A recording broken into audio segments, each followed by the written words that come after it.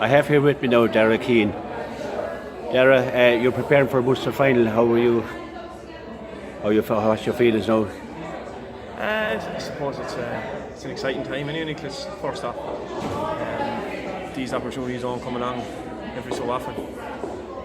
So we're going to do everything we can now and focus in, and I think it's just a happy time for the club and the players and all the supporters, because for all the down times we've given them, I think this may be a shining light that we can get in behind and hopefully compete next year at a higher level again.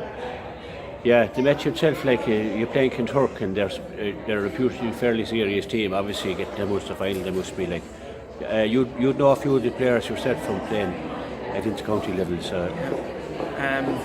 Look at you. Every team has their marquee players, and the players that they look to try and get them over the line, And I think if we can target these players, and try and nullify them somewhat, I think it'll help our cause. Anthony Nash there in goals. You got the McLaughlin's. There's no Keith there in the forwards. You have the Cork on centre back, I believe. They're not without talent, and it's our job to try and curb that somehow if we can, to try and get over the line, because we just can't concentrate on ourselves. We got to look at the team too, or the opposition too, and we're looking to get over the line. I suppose when Kinturk sit down to look at the team, they'll obviously be you'll be one of the lads they'll be looking at, because you'll be scoring, goals. You'll be scoring points over 4 and 5 points each game. So, how would you feel about that? Do you think about it, or? Well, I suppose with form kind of brings a bit of a target on your head, I suppose. But look, to be honest, I only love that, because if I can take an opponent's best back and take him out of the game, I'm confident the rest of our forwards that they can beat their men, and if I can get my couple of points each game for the benefit of the team, well, I'm glad to do it then, Yeah. You must be very pleased with your forwards, the rest of the forwards there as well. They're all scoring, they're all getting those scores. Mikey O'Neill came on in as well, back from injury. He scored 4 points. You're really gelling well as forwards. Once you got up to the pace of the game, the last day you just scored it well almost. Yeah, well, look, I think if we can get to space, Nicholas, inside, we will do the damage, because when our lads are on form, which I think they are at the moment, it's going to take a fair back unit to try and stop us. But that comes from the way the backs are set up too. The backs are keeping it tight in their own half, which leads us to have the space up front in our own. So I think, as I say, defence comes from the front, but I think attack also comes from the back at times. So I think that's where we have started. I'd say, once you got over, you won the intermediate in Clare, once that monkey was off your back, that you were back up senior now, you seem to be able to just express yourself even more so now, in the last few games. You had a tough game against Maru Boher, of course, but particularly the last game, you just really played great hurling, Yeah, well, I know. I think Cusack Park is a kind of a nice grounds to express yourself if you're a nice hurling team. Thankfully we got nice weather recently as well. I think it all helps, but it comes down to the form and the training that lads have been putting in. I think a confident player is a player who has put in the work, and I think confidence transcends onto good performances in the field. So you will always know a lad who isn't confident in himself. Usually he's a lad who hasn't been training or has missed out, but you only become confident through repetitive drills and repetitive training, and I think that's what we have done at the moment anyway, and please God will it continue on to the next weekend. Yeah. When you were growing up as a young fella, I'm sure you were listening to stories of the great Tommy Keane, your father, and of course your uncle Jamie.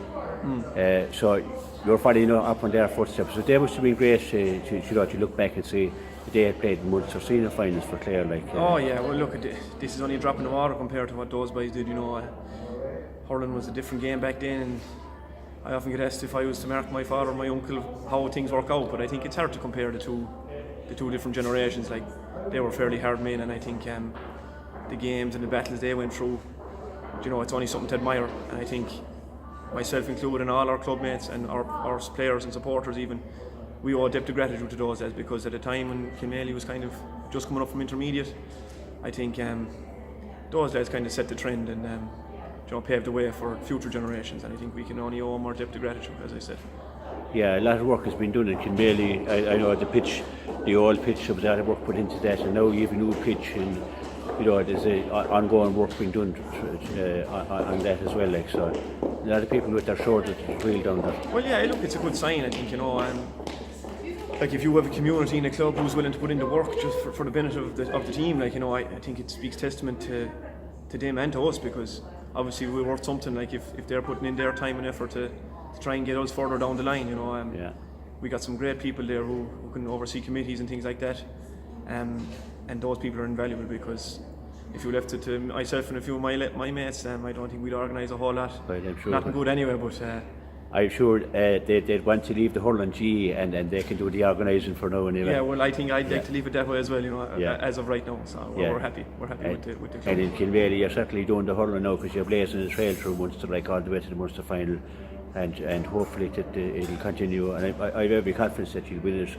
I've looked at you now over the last few games, since all year actually, and you're the form team, I think. I can't speak for Kinturk, but. Looking at the way you're playing really attractive hurling, and getting the scores, and you're totting up a lot of scores there yourself as well. So,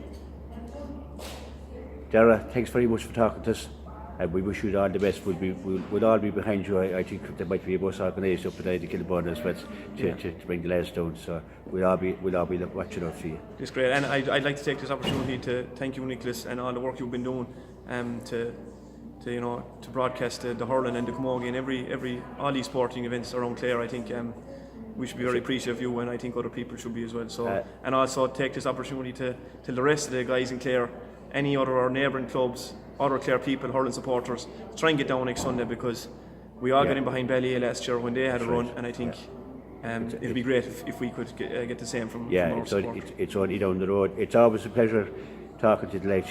For me, it's a hobby. Sometimes I talking to you lads, and I think I'm like a child at Christmas time, because you're super players and great lads to look up to and great role models. And I'd leave it at that, Dara. Thanks very much. Thanks, Nicholas.